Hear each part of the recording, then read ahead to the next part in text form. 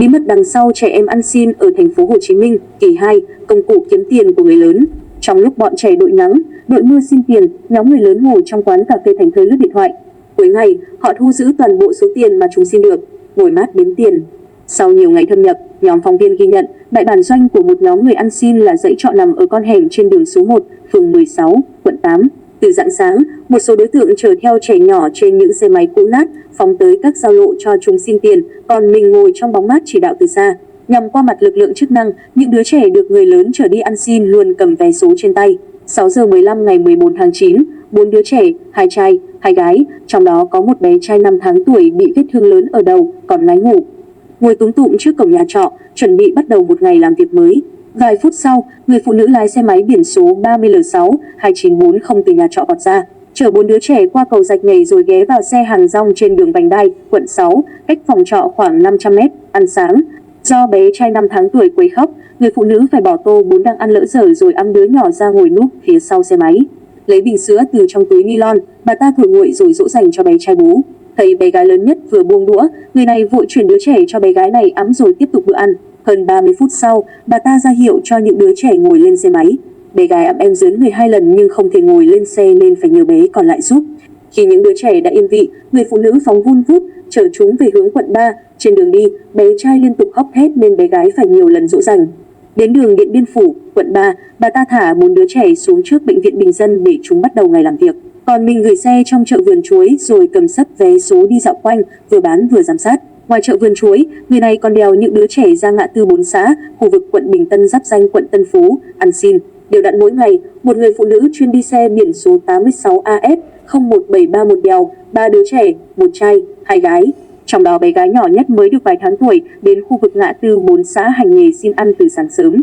Đến nửa buổi, bé trai đang ăn xin ở góc đường Hòa Bình, phường Hiệp Tân, quận Tân Phú thì được bà này gọi vào trước cửa hàng điện máy rồi đưa cho sấp vé số mang đi bán. Còn bà ngồi phía sau sạp trái cây ở góc đường Phan Anh, đối diện với chỗ bé trai, quan sát. Cứ vài phút, bà thò đầu ra theo dõi những đứa trẻ và cảnh giới. Ở giao lộ Lý Thường Kiệt, 3 tháng 2, khu vực quận 10 giáp quận 11, còn có một phụ nữ khoảng 30 tuổi điều hành từ xa 3 đứa trẻ, 1 trai, 2 gái, hành nghề cái bang, đều đặn từ trưa đến tận 21 giờ mỗi ngày.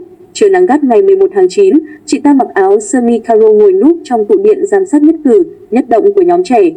Người phụ nữ này liên tục đảo mắt quan sát và ra hiệu cho những đứa trẻ chạy vào vỉa hè khi có người quay phim, chụp hình hoặc xe của lực lượng trật tự đô thị đi qua. Chỉ trong 2 tiếng đồng hồ, nhóm trẻ 3 lần bỏ chạy tán loạn khi thấy xe trật tự đô thị chạy qua. Trời về chiều, người phụ nữ vẫy tay ra hiệu cho bọn trẻ vào quán nước ven đường Lý Thường Kiệt, phường 7, quận 11 nghỉ giải lao. Ngồi trên ghế nhựa, chị ta lấy lực chải đầu cho bé gái lớn, 2 đứa còn lại thì ngồi bệt xuống đất, lùi húi đến đống tiền lẻ nhăn nhúm vừa xin được, ước chừng vài chục nghìn đồng. Đếm xong, chúng đưa tất cả cho người phụ nữ. Cận giờ xổ số, người phụ nữ móc trong túi ra sấp vé số và hối thúc những đứa trẻ mang đi bán. Nhiều năm bán nước tại đây, bà Mờ, chủ tiệm nước, ngày nào cũng nhìn thấy bọn trẻ xin tiền, bán vé số. Thấy Hương là từ bà thốt ra đầu tiên khi nói những em bé này.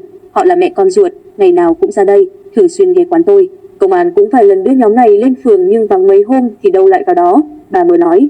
Gần 16 giờ, người phụ nữ lấy xe máy cũ nát mang biển số 51U6-9977 chở nhóm trẻ đi về phòng trọ nằm trong hẻm trên đường Trang Tử, phường 14, quận 5. Một người dân trong hẻm trên cho biết căn phòng mà người phụ nữ thuê có giá hơn 5 triệu đồng và có nhiều người lớn, trẻ em cùng ở.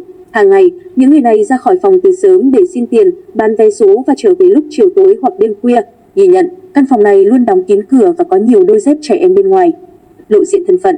Một ngày cuối tháng 9, trong lồng chợ ngã tư 4 xã, người phụ nữ ẵm bé gái sơ sinh ngồi trên sạp thịt để trống, các vật dụng như khăn giấy, bình sữa, nước suối nằm vương vãi xung quanh. Thấy có người đến cho bánh, sữa, bà ta hớn hở ra mặt và nói mình tên S, 38 tuổi, quốc tịch nước ngoài, còn cháu bé trên tay là con gái mình, mới sinh được 4 tháng. Bà S tiết lộ, chỉ cho con uống sữa một lúc rồi sẽ đưa cho con gái lớn, khoảng hơn 10 tuổi, phóng viên, ẵm ra đường hành nghề. Quá quen với việc chăm em, bé gái này lấy khăn rằn quấn chéo người rồi để đứa bé nằm gọn trong lòng mình, lấy khăn mặt che gần hết khuôn mặt của em. Một tay đỡ em, một tay chìa mũ xin tiền người đi đường. Ngoài bé gái, bà S còn có một người con khác là bé trai hay đứng ăn xin trên đường Hòa Bình, Phan Anh. Khi được hỏi lý do sang Việt Nam, người này phân trần vì hoàn cảnh gia đình khó khăn nên dắt díu con cái qua ăn xin, bán vé số. Nói về công việc của chồng, người này không diễn tả được bằng tiếng Việt mà chỉ lên trần nhà, đại ý làm thợ xây, phóng viên. Con không ngủ được nên xin người ta bật quạt cắm sẵn trên sạp thịt. Phóng viên: Bà S nói và thông tin người phụ nữ cùng với những đứa trẻ đi chung xe máy biển số 30L62940 là mẹ con. Lúc này, một phụ nữ khác đang nằm dài, lướt điện thoại ở sạp thịt kế bên cũng ngồi bật dậy tham gia trò chuyện. Người này giới thiệu tên N, 39 tuổi, quốc tịch nước ngoài, bé gái 13 tuổi, ẵm theo bé trai 5 tháng tuổi và bé gái 9 tuổi ăn xin ở ngã tư 4 xã là con của mình. Nhận 2 phần quà, bà N nhanh miệng nói tiếng Việt giọng lờ ba đứa, rồi vội đưa 3 ngón tay để ra hiệu vẫn còn thiếu một phần. Vừa lúc này, bé gái 13 tuổi ẵm em vào lồng chợ, người mẹ đưa bình sữa rồi xua tay, cằn giọng nói chúng tiếp tục ra đường làm việc. Qua quan sát của phóng viên, bà S chính là người đi xe máy biển số 86AF01731 cùng dẫn con đi xin. Bà S và 4 người đồng hương khác tận dụng nhà lồng chợ ngã tư 4 xã làm nơi đậu xe, nghỉ ngơi. Trong lúc trò chuyện, nhóm bà S đều né tránh mọi câu hỏi tại sao để con đi ăn xin, chỉ nói quanh co là chúng bán vé số rồi người ta thấy tội nghiệp nên cho thêm tiền.